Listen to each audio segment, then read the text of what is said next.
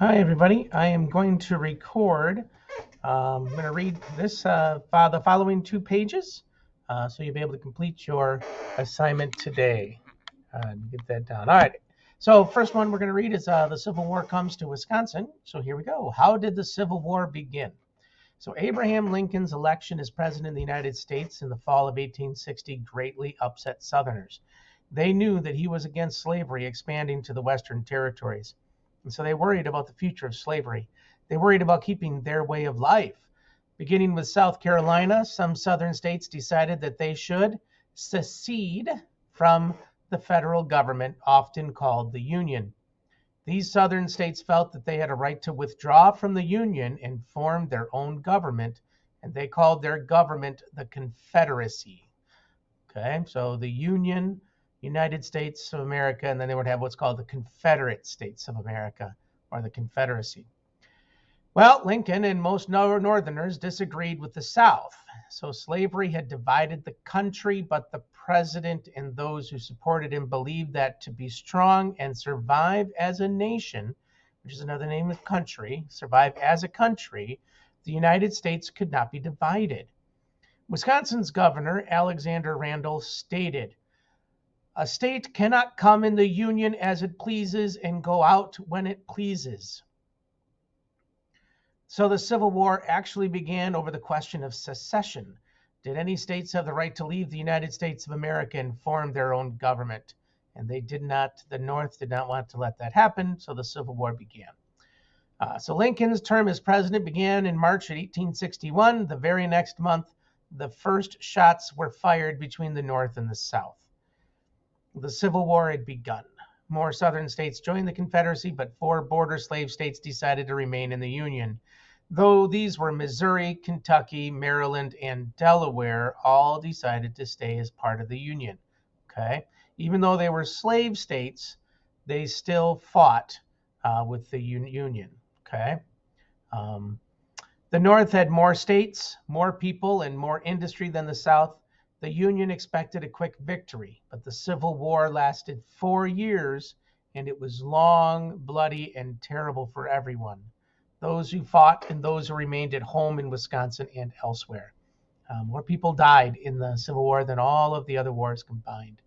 As you learn more about the Civil War in 5th grade and 6th grade, you'll realize how devastating this war was to our country and how we had to rebuild. And through rebuilding, we were able to become a bigger and better country. The next one is, how did Wisconsin get ready for the war? And this is a Wisconsin tie-in to the Civil War. I think you'll be surprised a little bit about this. So President Lincoln called for troops from all Union states. Each state already had organized militia companies. Militia, remember, was just a group of farmers that got together to fight for a couple of weeks and then went back home. But very few of these companies had any experience with actual fighting.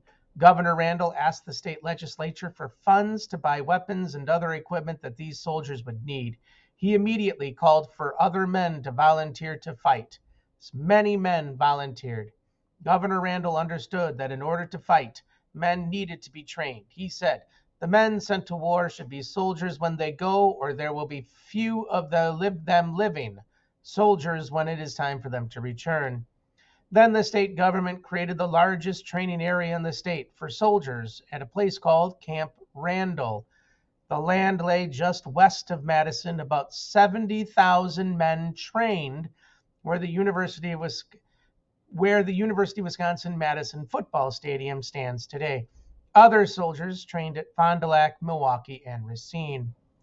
Soldiers were organized into companies. There are 10 companies of 100 men in a regiment.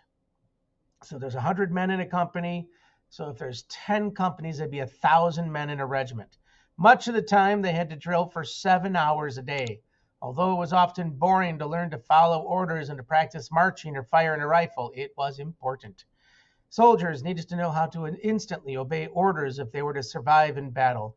More than 80,000 Wisconsin soldiers served, but more than 12,000 did not return. Some died in battle, and others died from disease or wounds. In this drawing by artist Louis Kerr's, Civil War soldiers are marching at Camp Randall in Madison along what is now University Avenue. More than 70,000 troops were trained and got ready to fight at Camp Randall during the Civil War. Soldier John Kronk with the 16th Wisconsin Regiment, which is a famous regiment, by the way, next to the 16th and the 15th, wrote this letter. He described details of life at Camp Randall. He told his friend that they ate bread, beef, pork, potatoes, rice, sugar, beans, syrup, and butter 4 or 5 times a week. We have plenty of food here sometimes, and not much at others. So here's a picture of Camp Randall. This was after the Civil War. I want you to look in the back here. After the Civil War, a lot of the Civil War soldiers and their families came together for a picture, and they erected, or they built, this arch here.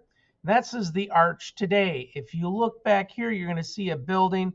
You're going to see the road here. And this is actually Camp Randall today. And if you look, this is what Camp Randall looks like. Here's the football stadium.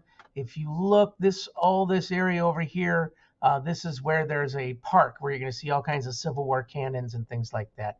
And this is where the football stadium is, and where the Badgers play. So that's my lesson for today. Go ahead and now answer the questions in the packet. And if you have any questions, please raise your hand.